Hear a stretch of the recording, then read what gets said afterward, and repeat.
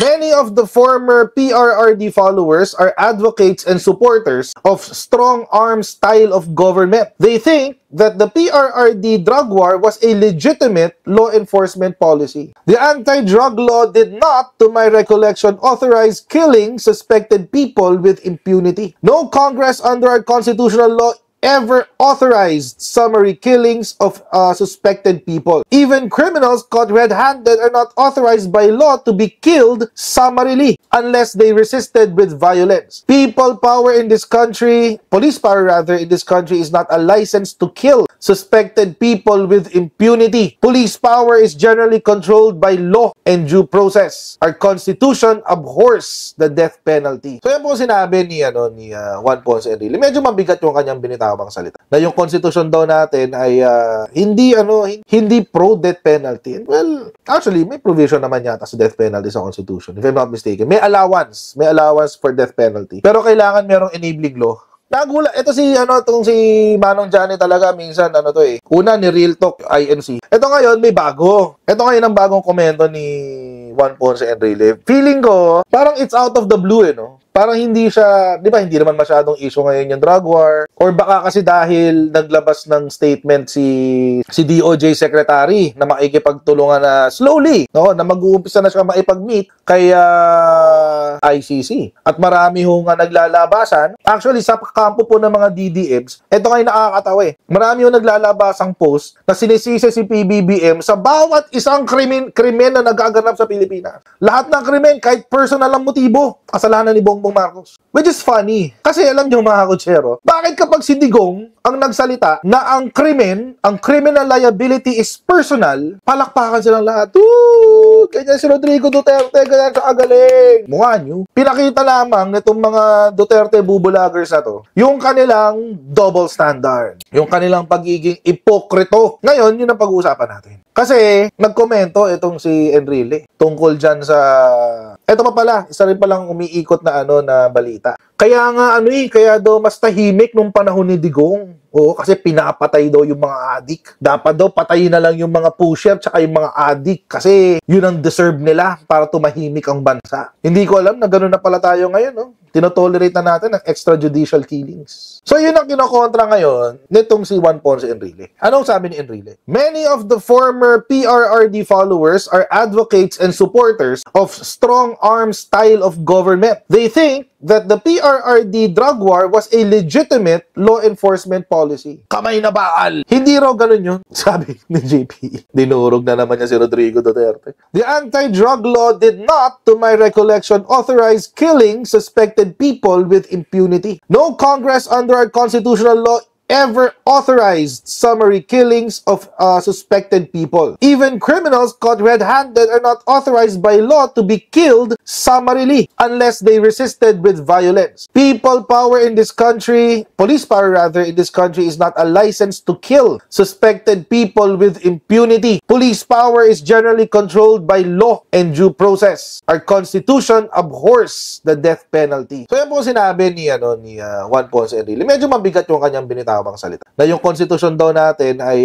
hindi pro death penalty. Well, actually may provision naman yata sa death penalty sa Constitution. If I'm not mistaken, may allowance for death penalty. Pero kailangan merong enabling law. Anyway, going back. Ito kasi yung yung paulit-ulit na tinuro sa atin ng mga Duterte nung panahon niya. Na okay lang yan. Okay lang yan. Mga adik naman yan Okay lang yan. Kasi gumagawa ng krimen Sinisira yung bayan ko. Mga ganun pa si Digong nun, di ba? Alala niyo? Sinisira niya ang bayan ko. Huwag niyong sirain ang bayan ko kundi papatayin ko kayo. Nagtatago siya sa likod ng nasyonalismo. Nagtago siya sa likuran ng parents patriae, ama daw ng bansa. Bilang ama ng bansa, ganun. Nagtago siya sa ganung sa ganung ibahe. Pero wala akong ganun. Hindi legitimo yun. It is not a legitimate law enforcement policy. Alam nyo kasi mga kotsero, kung lehitimo kasi yan, ba't nila dinideny na nagpapatay sila? Okay lang dapat yun. Huwag kayo dapat mahiya. So ba't nyo dinideny na nag-utos si Rodrigo Duterte na patayin lahat ng mga nahuhuling drug pusher? Ngayon nga lang, di na kayo nahiya. Sa issue pa ng saka kayo nahiya. Nung pumapatay kayo ng mga Pilipino, hindi kayo nahiya. Ngayong sinisita kayo, saka kayo nahiya.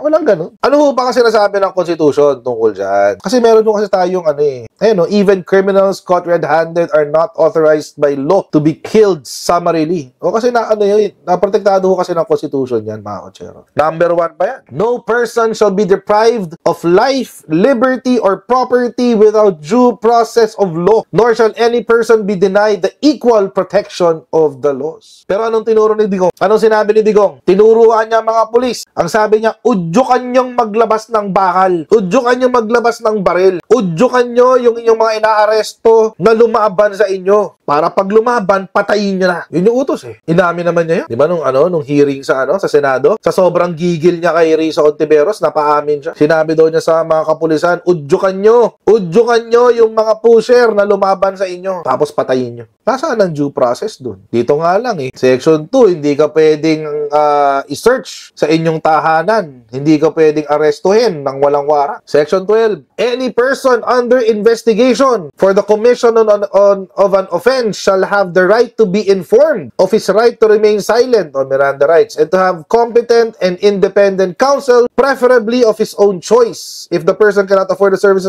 Miranda rights to. Yung bang mga hinuhuli, alam nila yung kanilang krimen. Binasahan ba sila ng kanilang mga karapatan? Hindi. Bakit? Pinatay. Ano pa? Para saan pa? Kung babasahan ng human rights. Wala kang karapatan. Pusher ka eh. Yan ho yung sinasabi ni Enrile. Police power is generally controlled by law and due process. Hindi ho pwedeng ano lang yan, kung anong trip ng presidente. Kaso mo, ang nangyari nung panahon ni Rodrigo Duterte, kung ano lang trip niya. Di ba, yun ang paulit-ulit nilang sinasabi? Ito pa nga sabi ni Digong, napakayabang pa eh. Sabi ni Digong, my mandate as president was to protect the country and the Filipino people. Do not question my policies because I offer no apologies, no excuses. I did what I had to do. And whether you believe it or not, I did it for my country. Talaga ba? Feeling bayani ka, Rodrigo Duterte? Di ka bayani. Wala kang ginawang kabayanihan, Rodrigo Duterte. Sabi pa ni Digong, the war on illegal drugs is not about killing people. This is about the innocent and the defenseless. Sino sila? Sino yung innocent and defenseless? Yung bang mga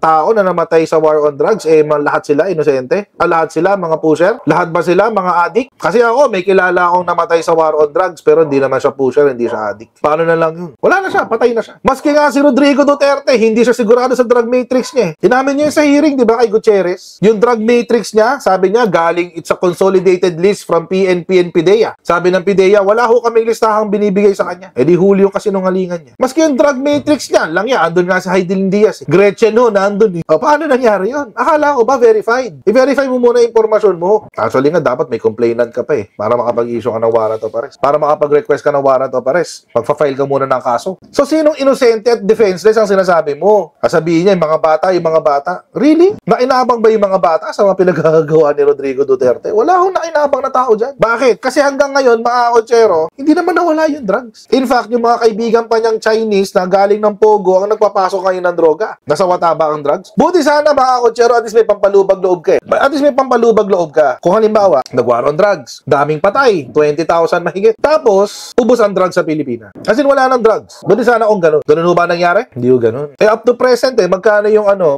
total value ng drugs seized by the government? 51 billion pesos. Magkano yung total street value ng drugs na nahuli ni Digong? Nasa 70 to 80 billion sa 6 na taon. So imagine mga kotsero, sa 6 na taon ni Digong, 80 billion worth of drugs. Si PBBM sa 3 taon niya, nasa 50 billion na agad. Ibig sabihin, hindi effective yung kay Digong. Masyadong mabagal. Masyadong konti ang huli. Buti sana, mga kotsero, kung sa dinami-dami ng pinatay mo, hindi pumalya yung war on drugs. It's not a failure. Kaso mo, it is a dismal failure. Napakalaking kapalpakan ng war on drugs. Ano lang ang na-accomplish ng war on drugs? Maraming patay. 20,000 noong 2017 pa lang. Imagine sa isang taon ni Digong, 20,322 ang drug-related killings. Marami lang patay nung panahon ni Digong. Pero hindi nawala ang drugs. Kung totoong maganda ang drug war, bakit hanggang ngayon may drugs pa rin? For example, itong si Bongo, sabi ni Bongo, nakakalungkot daw na baliktad na ang panahon ngayon kasi noon daw, happy-happy daw lahat sa drug war noong panahon nila. Kaya nakakalungkot daw na ngayon,